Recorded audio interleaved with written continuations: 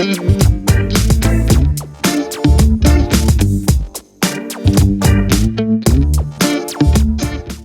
soir, on va parler sur l'entrepreneuriat. Donc, on a deux visions différentes, deux jeunes entrepreneurs différents. Donc, Raphaël et Sharon. Pour ceux qui ne me connaissent pas, Raphaël, je vais te présenter rapidement. Pricing, qu'est-ce que c'est? Et juste après, je vais parler à Sharon pour vous expliquer un petit peu ce que c'est J-Place. Alors, bonsoir à tous, je m'appelle Raphaël Kleiman, je suis le président fondateur de Keep Rising. On a monté cette association avec une équipe absolument magnifique et formidable il y a près d'1 an et demi. Et en 1 an et demi, on a eu la chance de monter 5 pôles dans l'association. On a un pôle Torah, où on diffuse la Torah, on fait des soirées shiurim, on essaie de diffuser un maximum. Un pôle humanitaire, où on aide des handicapés, des orphelins, des chayalim, des SDF. On a aussi monté les Fois Center, avec des chaînes de Tehillim pour aider les malades, et faire aussi des soirées shiurim en leur honneur, et aussi pour les niftarim, ceux qui sont malheureusement décédés durant le Covid. On a monté Teshuva. Donc le Teshuva, on accompagne ceux qui veulent faire Teshuva, qui veulent se remettre dans la religion, on les aide, on les met en binôme. Et on a monté très récemment au Hachem le pôle Shidour, où on essaye de constituer des couples pour Bezrat Hachem en futur mariage. C'est un très très beau projet. Et alors, j'ai entendu dire en plus récemment que ceux qui mettent qui aident en tout cas à organiser 3 mariages, ils ont droit énormément de récompenses plus tard. C'est magnifique. Sharon, entre autres.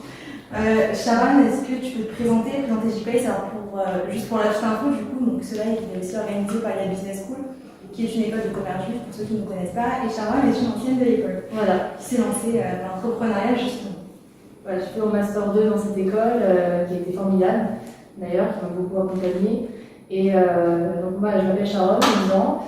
Donc j'ai créé le média J-Place, qui est un média pour démocratiser le judaïsme, pour permettre à des personnes, par exemple, qui se convertissent, ou qui découvrent le judaïsme, de se pencher là-dessus, de trouver des réponses de manière originale, avec des articles, des interviews, des témoignages. Donc j'ai créé ce média pendant mes études.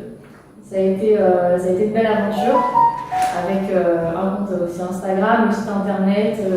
Et c'est vrai que j'avais commencé à démarrer toute seule. C'était pas évident au départ, mais bon, j'ai toujours été passionnée par ce que je faisais. Donc voilà, la passion, c'est vrai que c'est très important quand on a un projet.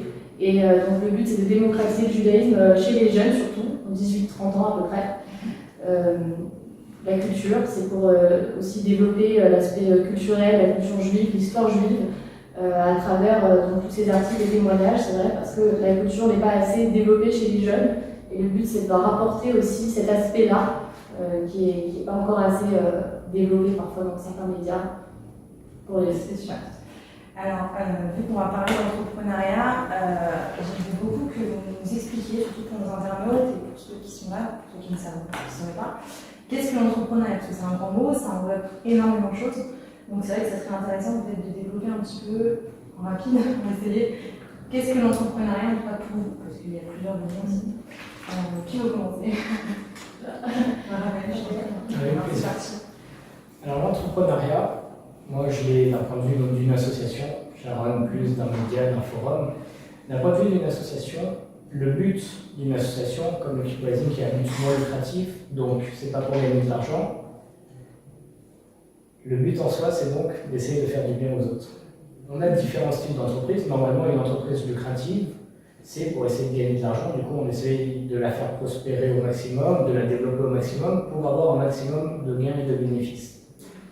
Une association, ça marche différemment, mais le but est aussi de la développer, mais pour un autre objectif, essayer de diffuser le bien, en tout cas pour le Keep Rising. Et donc, je laisse Sharon plutôt vous donner le point de vue pour les médias. Pour toi, en fait, Raphaël, l'entrepreneuriat, c'est vraiment de pouvoir lancer un projet, peut-être avec un besoin, d'accord? Ou en fait, dans le cadre d'une association, ça serait du coup pour le Keep Rising, d'aider en fait des personnes dans plusieurs cas. Donc, l'entrepreneuriat, pour toi, Sharon, qu'est-ce que c'est? Pour moi, l'entrepreneuriat, c'est vraiment vouloir concrétiser un projet qui me tient à cœur. Quand on est entrepreneur, on crée un peu aussi son métier. C'est vrai que quand on est salarié, c'est formidable aussi, mais on doit se plier en fait au métier, au métier auquel on a affaire. Mais quand on est entrepreneur, on a une vision différente, on doit vraiment créer son projet de A à Z. Et surtout, quand on est seul au départ, c'est important de s'entourer. C'est très important de s'entourer aussi bien de personnes bienveillantes moralement, mais aussi à travers les compétences, trouver des personnes qui ont des compétences similaires ou des compétences complémentaires à nous pour pouvoir développer au mieux le projet. Donc ça, c'est très important. Et moi, l'entrepreneuriat, c'est vrai que je l'ai développé avec le média J-Place, mais aussi après mes études, puisque je me suis lancée en tant qu'entrepreneur à mon compte après, en pleine crise Covid. Voilà. Super. Super. Un peu comme Raphaël aussi. Un peu comme Raphaël aussi, exactement. Exactement. Donc voilà, après mes études, je me suis lancée donc à mon compte en tant qu'auto-entrepreneur et j'ai commencé à créer mon agence Mind Storia, qui est donc Mind pour la pensée, l'esprit, les idées, et Storia pour l'histoire. Parce que le but de Mind Storia, c'est vraiment d'aider les entrepreneurs passionnés, les personnes qui développent des produits, des services à travers leur marque, à bien communiquer sur le web, donc à savoir raconter une bonne histoire. Donc c'est vraiment une agence storytelling, brand content. Voilà, donc c'est une façon nouvelle de communiquer finalement, parce que là en ce moment avec le Covid, on avait vraiment besoin d'authenticité. Les personnes sont un peu fatiguées de voir des publicités intempestives. On est un petit peu agressé par toutes ces publicités autour de nous. Et on a besoin vraiment d'authenticité, de retour aux sources. Ouais. On a besoin de ça. Un peu ce qu'on est en train de faire maintenant, en fait, tout simplement. On est en train de débattre sur un sujet, c'est un grand mot. Ce qu'on aurait pu faire peut-être en termes de conférence si on n'avait pas été dans un contexte de Covid. C'est vrai qu'en fait, de plus en plus, le live, tout ce qui est vidéo et vraiment, comme je disais, storytelling, c'est énormément développé, surtout dans tout ce qui est stratégie marketing et communication, pour n'importe quelle marque. En fait, on s'est rendu compte aujourd'hui que énormément, même les petites entreprises, avaient besoin en fait, de développer leur communication sur les réseaux sociaux, quelque chose qui n'était pas du tout développé en fait avant et qui n'était pas forcément nécessaire. Oui, tout à fait. Les marques sont vraiment digitalisées, surtout pendant le confinement. Et on a aussi vu beaucoup de personnes entreprendre aussi, parce que finalement, le fait de travailler de chez soi, on s'est dit finalement, on y arrive bien, on se dit, bon, pas tout le monde, c'est vrai qu'il y en a qui ont un peu plus de difficultés à travailler de chez soi, mais certaines personnes se sont dit, pourquoi pas en fait faire ses propres projets, on a eu beaucoup de temps libre, et je pense que beaucoup de personnes ont décidé de se lancer justement pendant la crise Covid, pendant le confinement. Et le but du storytelling, c'est vraiment, appelé aussi communication narrative, c'est vraiment de communiquer à travers des histoires. C'est-à-dire, on raconte un récit, on scénarise la marque. Ça parle beaucoup de cinéma, je suis vraiment passionnée de cinéma, d'écriture, de romans, de films. Voilà, les petites entreprises. Justement, totalement. À vrai dire, moi je me retrouve énormément dans tout ce que dit Sharon, parce que le keep-rising, de base, comment il a été monté, comme tu as dit au début, normalement, lorsqu'on veut faire une entreprise et du commerce de façon générale, il faut une demande et une offre. Il faut un besoin et il faut pouvoir répondre à ce besoin. Et il s'avère que pendant le premier confinement, où tout le monde avait des problèmes aussi bien psychologiques, sociologiques, ne pouvait pas sortir, ne comprenait pas ce qui se passait, il s'avère que j'ai commencé à donner des cours de Torah en visioconférence. Donc c'était vraiment le tout début, ça s'est fait justement en visioconférence. Et c'est qu'après le keep-rising, on est même devenu en présentiel, mais on garde notre origine en visio. Exactement. Et il s'avère que justement, on a identifié un besoin. J'ai commencé à donner des cours, au début à 2 personnes qui voulaient des petits cours de Torah sur la tefila. C'était très mignon, c'était 1 heure par jour. Je pensais pas que ça allait développer autant. Bon, en quelques mois, et une fois j'ai donné un cours au lieu de 30 minutes pendant 4 heures. Et les gens m'ont suivi pendant les 4 heures. Et une fois, on a fait un cours, il y avait près de 80 personnes qui ont suivi en même temps sur Zoom.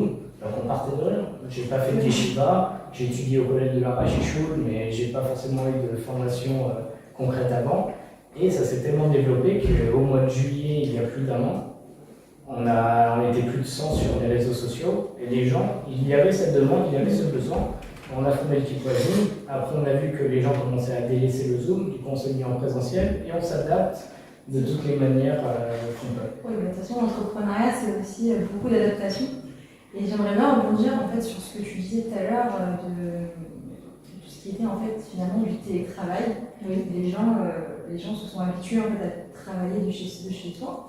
Il y a énormément d'activités qui ont éclaté, on va dire ça comme ça, pendant le confinement, parce que justement c'était une activité qui vous n'avez pas le temps en fait, de le faire parce que le travail, le boulot, le dodo et ça y est.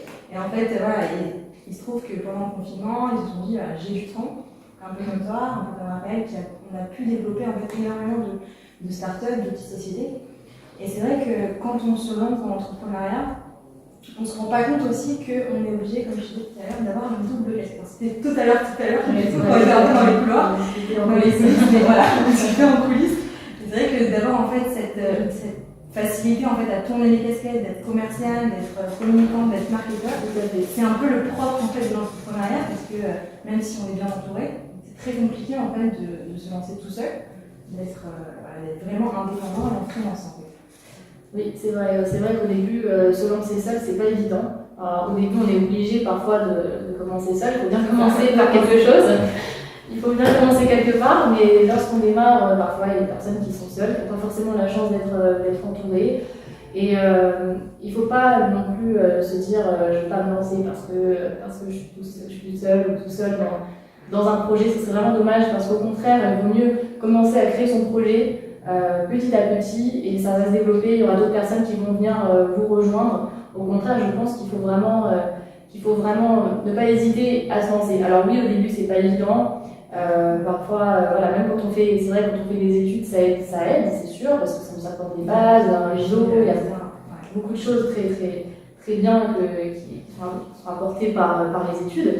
Mais c'est vrai qu'on ne nous apprend pas forcément à être entrepreneur. C'est très différent. Le monde, quand on est étudiant et quand on est entrepreneur, ça n'a absolument rien à voir. Et c'est vrai que moi, quand j'ai terminé mes études et que je me suis lancée dans l'entrepreneuriat, au départ, c'était un monde que j'ai découvert. C'est vrai, j'ai appris sur le tas. Alors, il faut être comptable, il faut être commercial, il faut savoir convaincre, il faut savoir présenter son projet de manière authentique. Il faut être, toujours garder l'authenticité. Je trouve que c'est très important aussi. Parce que les gens perçoivent quand on cherche à vendre, sourire s'entend au téléphone. Ça s'entend et je trouve que moi c'est pas la façon que je voulais faire. Je voulais vraiment garder l'authenticité et c'est très important parce que le storytelling c'est aussi promouvoir l'authenticité justement des marques et des personnes. Parce que je trouve aussi, on parlait de la crise Covid et je trouve que ça a apporté de nouveaux comportements. Maintenant les personnes veulent voir un être humain derrière une marque. Ils ne veulent plus seulement voir un logo, ils veulent humaniser les marques. D'ailleurs, il y a des études qui montrent que 92% des utilisateurs maintenant préfèrent des publicités qui sont racontées sous forme d'histoire. On va parler des gens, on va parler des personnes. C'est pas des clients, c'est des êtres humains. Ils ont des émotions, ils ont des sentiments et il faut prendre en compte. Le storytelling, c'est pas vendre à tout prix nos produits et services. C'est vraiment apporter quelque chose, apporter de la valeur à la bonne personne au bon moment. Et c'est vraiment ça que je voulais promouvoir dans mon agence, justement, quand je me suis lancée. Et oui, j'ai découvert les joies de faire ça, les joies de régler ces infos, c'était sympathique. Alors ça peut être très sympathique. C'est vrai qu'on parle du coup des avantages, mais également des joies de l'entrepreneuriat, parce que voilà, c'est aussi une satisfaction. Est-ce que tu l'as ressenti en tout cas comme ça quand tu as monté KeepRising et tu as vu que ça s'était vraiment développé C'est certain. Alors, tout comme Sharon, quand j'ai commencé KeepRising, j'étais seul. Mes cours, je les ai donnés seuls pendant des mois et des mois. Et au mois de juillet, quand j'ai monté l'association, reconnue par l'État, j'ai monté tout seul le Instagram, le Facebook, le YouTube, je faisais les cours, je les diffusais, j'avais même pas encore d'autres intervenants. Et c'était énormément de travail. Encore aujourd'hui, en partenariat avec Radio Shalom, on est à la radio, on est aussi au journal L'actualité juive. Je gère aujourd'hui Baruch Hashem 5 pôles. Et en plus de ça, je suis en droit à la Sorbonne. Et tout le monde me dit comment tu fais pour gérer comment je fais honnêtement, je ne sais pas. Mais c'est tellement une joie de faire des choses et on le fait tellement avec plaisir que d'abord développer une entreprise. On ne va pas juste la développer, on va d'abord se développer nous-mêmes. Parce que comme Sharon, moi aussi j'ai appris plein de choses sur le tas. D'abord, j'avais jamais fait une association, je n'avais jamais ramonté. J'avais rarement dirigé des équipes. Aujourd'hui, au Rachel, il y a plus de 100 bénévoles qui bossent au KeepRising. Dans ça, j'ai appris à faire reconnaître par l'État le côté juridique, la comptabilité, la trésorerie. Et bon, Rachel, on apprend tout ce qui fait que ça nous développe nous-mêmes. Moi, j'aime beaucoup donner des cours sur le développement personnel, entre autres, les Pierre Cavot, etc. Et pour essayer d'étayer un maximum mes cours et par rapport à ce qu'on nous demande, à côté, j'ai passé un certificat en ligne par Yale et Harvard en neurosciences, en marché financier, en psychologie, pour étayer avec un maximum de choses. Que tu avais besoin en fait de connaître tout ça pour gérer face à mon public. C'est ça. Parce que j'avais un public pas forcément très religieux, qui aimait bien la psychologie, etc. Et donc essayer de s'adapter. Ce qui fait que monter l'association et tout ce qu'on fait dans l'association, c'est d'abord ça procure une joie et un plaisir immense de voir qu'on fait des choses tarles, qu'on fait des choses concrètes, que ça marche, qu'on aide vraiment, qu'on n'est pas une association parmi tant d'autres, qui a juste un nom et on ne sait pas qu'est-ce qu'ils font derrière. On voit que l'an prochain, en mobilisant et en informant, on peut aider des personnes dans la rue, on peut développer la Torah, on peut aider des personnes à se marier, les attachés, on peut peut-être sauver des filles avec des TI. Et c'est absolument extraordinaire. Et tout ça, ça part de rien, ça part de, entre guillemets, moi, avec une chemise et un pantalon de pyjama, en Zoom, chez moi, en train de donner des cours avec un livre. C'est ça. En réalité, j'ai jamais eu un pantalon de pyjama, mais tout le monde a cette image de télétravail où. C'est ça, exactement. Le haut va bien, le bas. Exactement, on s'en fiche, mais à vrai dire, ça part de rien. On part vraiment avec rien du tout, mais c'est la petite étincelle, c'est comme le briquet. J'adore prendre cet exemple. Comment ça marche un briquet? On a du gaz et on produit par un effet mécanique une étincelle qui est du feu, mais extrêmement limitée dans le temps et qui s'arrête donc instantanément. Mais on va produire l'étincelle et le gaz qui va sortir en appuyant sur le bouton, alors au contact de l'étincelle, ça va devenir du feu. Ce qui fait que le gaz, il est toujours là. C'est la bracha d'Akadosh Baruch Hu, elle est toujours là. Mais il suffit que tu fasses ton effort, ta doute, on appelle ça, la toute petite étincelle qui ne vaut rien du tout. L'étincelle, elle ne peut rien faire. Mais au contact du gaz, ça devient une flamme avec laquelle tu peux te réchauffer, tu peux cuire et tu peux faire plein de belles choses. Exactement. Je suis entièrement d'accord parce que finalement, l'entrepreneuriat, c'est aussi ça. C'est se dire qu'on part de pas grand-chose, même si pour Sharon, en l'occurrence, peut-être les études qu'il y avait derrière, ça va peut-être aider en termes de méthodologie, de gestion de projet. Toi, en fait, c'est vraiment ta passion, en quelque sorte, qui a réussi à propulser le Keep Rising là où on en est aujourd'hui. Mais finalement, effectivement, c'est la petite étincelle qui fait que ça se développe et qu'on réussit en fait à gagner un petit peu l'authenticité des gens et de se dire qu'on arrive finalement à capter un public et à répondre à un certain besoin. Donc ça, c'est super. J'aimerais qu'on parle un petit peu plus en fait, concrètement pour tous ceux qui nous écoutent et tous ceux qui sont derrière, qui voudraient en fait se lancer dans l'entrepreneuriat. Est-ce qu'il n'y a que des bonnes choses? Parce que forcément, on voit un peu la chose aussi, parce que, en quelque sorte, j'ai envie de vous dire, parce que forcément, c'est une passion, comme on l'a dit, donc bien sûr qu'on a envie de parler que du bon. Et malheureusement, en quelque sorte, on se rend compte que se lancer, c'est pas toujours facile. Tout simplement parce que quand on est même en alternance, par exemple pour les étudiants de l'école, qui sont en alternance, être salarié dans une entreprise, surtout quand on est étudiant à côté, c'est pas du tout la même vision quand on est salarié après les études, et encore moins quand on est entrepreneur. Tout simplement parce que déjà, il y a une différence entre être salarié et entrepreneur. Salarié, on travaille pour l'argent, alors que en tant qu'entrepreneur, on travaille pour soi, en quelque sorte. Donc, c'est pas du tout la même vision, et c'est vrai qu'on s'en rend pas forcément compte quand on est étudiant. On essaye en tout cas de donner un maximum de choses pour se rendre compte et avoir une certaine conscience professionnelle. Mais c'est vrai qu'il y a des choses qui sont un peu voilées. Sharon, est-ce que tu pourrais nous expliquer un peu tout ça? En fait, je dirais que tout dépend du profil de la personne. Il y a des personnes qui sont faites pour l'entrepreneuriat, d'autres qui ne le sont pas, d'autres qui sont faites pour le salariat. Et il n'y a pas de mal à ça. C'est chacun selon sa personnalité, chacun selon son affinité. C'est vrai qu'il y a des personnes qui préfèrent être salariées parce que c'est vrai qu'il y a un certain confort. Il n'y a pas vraiment de prise de risque, on se sent bien, on se sent rassuré, on est entouré aussi. C'est le propre du salarié en fait. Voilà. D'être rassuré, parce qu'on sait qu'il y a la paye à la fin du mois. Voilà, il y a un salaire, on sait qu'on a un patron, on sait qu'on a des collègues, on n'est pas tout seul. Donc, c'est même si on a beaucoup de responsabilités, c'est vrai qu'il y a un certain confort. Dans l'entrepreneuriat, il faut avoir un peu, il ne faut pas trop avoir peur du risque. C'est vrai qu'il ne faut pas avoir peur d'être seul. Il ne faut pas avoir peur de l'échec aussi. C'est vrai qu'il n'y a pas d'échec réellement, c'est plus, je dirais, des phases d'itération, c'est-à-dire des phases de test. On teste quelque chose, si ça ne fonctionne pas, on essaye autre chose. Et c'est ça qui nous permettra en fait de réussir. Et je rejoins totalement Raphaël dans ce qu'il a dit par rapport à l'étincelle. C'est vrai qu'on doit être passionné pour être entrepreneur. Il faut vraiment être passionné par son projet. Si il faut croire à son projet, il faut être le premier à croire à son projet finalement. Parce que c'est vrai que si on n'est pas passionné, on finira par lâcher au bout d'un moment à court, moyen, long terme. C'est vrai que c'est difficile. C'est difficile parce qu'on se retrouve souvent seul au départ, comme ce qu'a dit Raphaël aussi. Moi aussi j'ai été seule au début et même si j'ai fait des études, j'ai énormément travaillé aussi. Ça veut dire que je me suis formée. Même après mes études, j'ai pas terminé. Enfin, j'ai fait une formation, j'ai lu des articles, je me suis renseignée, j'ai lu des livres, je n'ai pas compté mes heures de travail. Voilà, j'ai travaillé des mois et des mois entiers, mais vraiment très dur. Pareil pour J-Place, j'ai travaillé donc pour mon agence, j'ai travaillé très dur aussi. Et pour J-Place aussi, j'ai travaillé vraiment très très dur, comme Raphaël aussi, bien sûr. Et donc, c'est vrai que ça a été difficile au départ de tout faire. Voilà, la création du site internet, les articles, les vidéos, le montage.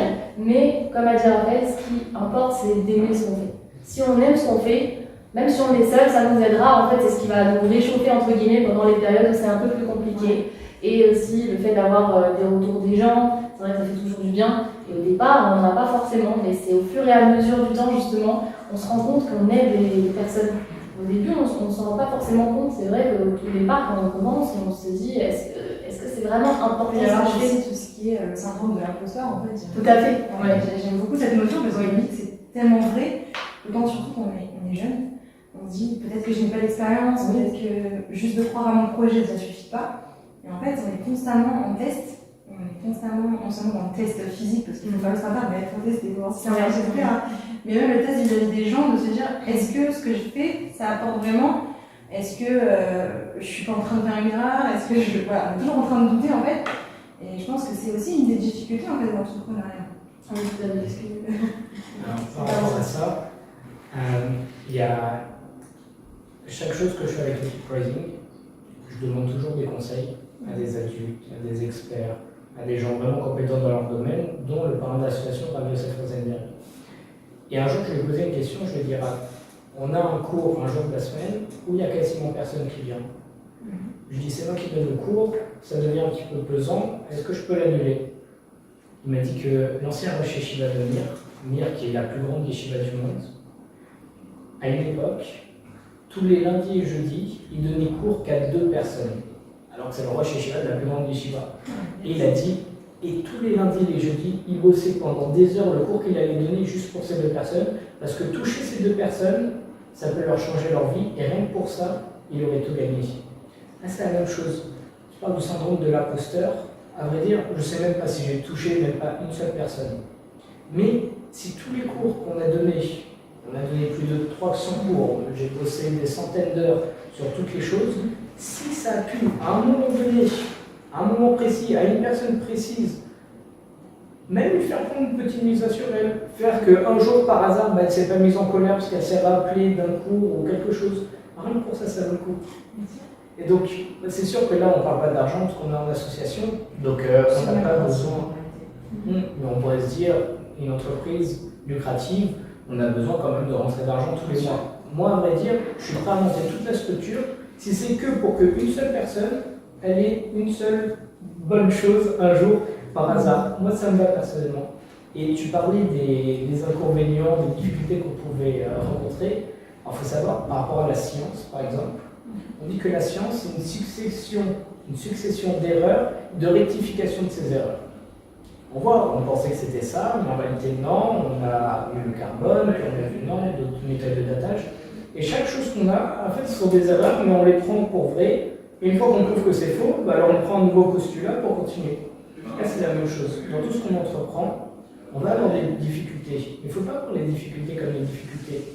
On voit les difficultés comme une rectification de ce qu'on faisait qui n'était pas forcément bien, pour l'améliorer et faire grandir l'entreprise après. Chaque chose, on dit, c'est qui notre sadique dans les percavotes? Celui qui tombe 7 fois mais qui se relève. L'important, c'est pas comment on est tombé. On dit ça aussi avec Rabbi Bruce Wayne de Batman. Il nous dit. Je sais c'est qui ça. Vous voyez qui dit ok. En réalité, c'est Rabbi Alfred. Il dit pourquoi est-ce qu'on tombe pour mieux apprendre à se relever? Le but, c'est pas de la chute. C'est pas voir comment on est dans la chute, c'est de réussir à se relever après. Et c'est là où on va être plus fort. Dans chaque chose, on peut parler de difficultés, on peut parler de tout ce qu'on veut. En réalité, il faut tout prendre pour le bien. Ça, c'est évident. Et ça, c'est très thoraïque en réalité. C'est un peu ce que disait M. Montel tout à l'heure, qui me dit il n'a pas eu le temps de finir sa phrase en me disant que l'entrepreneuriat, c'est thoraïque, parce que justement, l'entrepreneuriat, comme on dit, c'est tester. Tester, ça veut dire quoi? C'est un échec et je me relève. Un échec et je me relève. Et finalement, c'est le propre de la Torah, ça veut dire que même si, voilà, demain je fais une erreur, c'est pas grave. Je me dis, voilà, demain, aujourd'hui j'ai fait une erreur, demain je ferai une ça, il n'y a pas de problème. On remonte et on se relève encore et on retourne. Et c'est le propre du tzaddik, mais c'est aussi le cœur de l'entrepreneuriat. Et pour tous ceux qui nous suivent ce soir, c'est vraiment, en fait, si vous voulez un jour vous lancer l'entrepreneuriat, pour ceux qui sont derrière aussi, voilà, c'est ça en fait, l'entrepreneuriat, c'est de se dire que je crois en un projet, je suis la première à y croire, comme tu disais tout à l'heure, Sharon. Et en fait, finalement, voilà, je lance mon truc et on verra bien. Hachem, on fait notre échado et Hachem, finalement, il va nous donner raison parce que si le projet il a des belles choses à apporter, il n'y a pas de raison que ça ne marche pas. Hein. Tout à fait. Et puis aussi impliquer Hachem dans son projet. C'est vrai que nous, on est là à donner la première impulsion, mais finalement, c'est Hachem qui donne la réussite. Donc, impliquer Hachem dans votre projet. C'est-à-dire, voilà, vous associez avec Hachem. Si vous êtes seul dans votre projet, vous avez au moins un associé, c'est Hachem. C'est ça qu'il faut se dire. Il faut vraiment. D'ailleurs, ce que disait Raphaël, ça me parle beaucoup. Le fait de toucher même une personne. C'est vrai que j'ai eu cette façon aussi de penser, comme toi, Raphaël, de me dire, moi aussi, je suis bénévole dans J-Place et je me suis dit, si je peux toucher au moins une personne, l'aider, lui apporter quelque chose, ça serait formidable. Au début, on ne sait pas, parce que c'est pas si on aide vraiment les gens, c'est pas si on apporte quelque chose au départ. Et quand j'ai eu les premiers retours des personnes, je n'étais même pas au courant, parce que les personnes voient, ça les aide, mais elles ne vous le diront pas forcément. Elles vont faire la capture d'écran de la citation, du cours, elles vont enregistrer le cours, l'envoyer à des proches, on ne sait pas ce qui se passe. On ne connaît pas les retombées en fait, de mitzvot, et c'est vrai qu'on ne se rend pas compte, mais nous, tout ce qu'on peut faire, la petite étincelle, comme tu disais Raphaël, juste la petite étincelle, c'est déjà formidable. Et quand j'ai eu des retours de personnes qui m'ont dit que ça les a aidés, et j'étais pas au courant, je me suis dit waouh, c'est beau. Je me suis dit ça m'a ému. C'est ça pour moi la récompense, la plus belle récompense dans un projet, c'est de se dire qu'on a pu aider même une personne, comme ce que tu fais Raphaël aussi. Et même une personne, c'est suffisant. Celui qui sauve une âme, il sauve le monde entier. De toute façon. Oui, et je retrouve totalement aussi dans la vision de l'école finalement, hein, parce que c'est un peu plus depuis 12 ans. C'est ce qu'on fait avec Yad, c'est apporter en fait, comment expliquer, une aviera en fait de Torah, tout en pouvant proposer en fait un diplôme qui sera reconnu partout. Et finalement, même si on peut toucher ne serait-ce qu'une élève, voilà, Sharon qui nous dit que, c'est-à-dire que moi ça fait 2 ans que je travaille ici, mais en fait dès qu'on a une élève qui nous dit, voilà, j'ai réussi à finir mes études, j'ai réussi à me lancer, j'ai réussi à trouver un poste. On a par prochaine des étudiantes qui sont en Israël et qui nous disent, voilà, après 10 ans parfois, ils disent, voilà, je suis mariée, je suis avec des enfants, j'ai un bon poste. C'est une satisfaction énorme, mais en fait, c'est exactement ce qu'on retrouve quand on lance son propre projet. Je sais aussi de quoi je parle, parce que les adaptations, j'espère, pour un lancer l'entrepreneuriat, je commence mon projet aussi. Donc, et c'est vrai que c'est inspirant de voir que finalement, c'est possible, qu'on n'a pas besoin d'avoir 20 ans d'expérience, forcément, de voir se lancer l'entrepreneuriat, mais en tant que jeune étudiant, c'est surtout quand on est étudiant en fait, que les idées un peu mûrissent, parce que l'entrepreneuriat aussi c'est ça, c'est un peu comme un examen. C'est-à-dire que le dossier en lui-même tu vas le faire en 2 semaines, mais finalement tout le travail de réflexion il va se faire 1 an avant. Donc c'est un peu ça aussi. Et d'ailleurs une des beautés où on utilise les réseaux avec tout ça, c'est par exemple avec le Keep Rising, un soir à minuit, je reçois un appel d'un de mes directeurs de pôle. Il me dit, Raphaël, nous on est basé à Paris en France, il me dit, Raphaël, il y a un Khayal qui est à Natania, qui ne peut pas retourner à sa base à Tel Aviv, il n'a pas où dormir ce soir. À minuit, il me dit ça, ce qui fait que c'était 1h du matin à Natania. Et depuis Paris, on a commandité pour organiser un hôtel pour qu'il puisse aller là-bas. Ouais, j'ai ça sur Instagram, j'ai trouvé ça super, parce que même à distance finalement, exactement. on arrive à faire des choses. Oui. Mais alors qu'on a fait ça depuis Paris à une heure indécente. Et pareil, la dernière fois, je discutais avec la responsable Teshuva, du Keep Rising, et je lui ai dit que ça serait bien d'organiser tous ceux qui veulent faire Teshuva, on les met tous ensemble, qu'on fasse un café ou quelque chose. Il m'a dit c'est pas possible. Je lui ai dit pourquoi? Il m'a dit parce que dans ceux qui veulent faire Teshuva pour le Keep Rising, il y a une personne qui est en Suisse, une autre qui est en Israël, l'autre en Amérique et l'autre en France. Et on touchait 4 pays différents et on aidait des personnes au fin fond de 4 pays différents alors qu'on est basé à Paris et alors qu'on vient de monter la structure. Ouais. Et voilà toute la beauté de la digitalisation. Oh, et comme quoi la technologie, ça n'a pas que des mauvais côtés, ça permet aussi de rassembler, et un peu comme ce que tu as fait avec Gplace, finalement, ça permet de propulser, et même en storytelling, de propulser des entreprises à travers la technologie, de les aider finalement à se faire avoir de la visibilité et améliorer leur notoriété au fur et à mesure. Oui, tout à fait. Pour les marques, c'est vrai, C'est important. ça les aide à communiquer autrement, à communiquer d'une manière à faire ressentir de l'émotion auprès de leur audience. Ouais. Et c'est vrai, après pour Gplace, ça m'a fait plaisir de voir que ça a pu aider des personnes, même des personnes en conversion. Et c'est beau quand je vois après ça dans ma chaîne, je me dis, quand je vois que j'ai connu des personnes formidables grâce à Gplace, j'aurais jamais pensé, en fait, je sais pas si j'aurais pu les connaître autrement.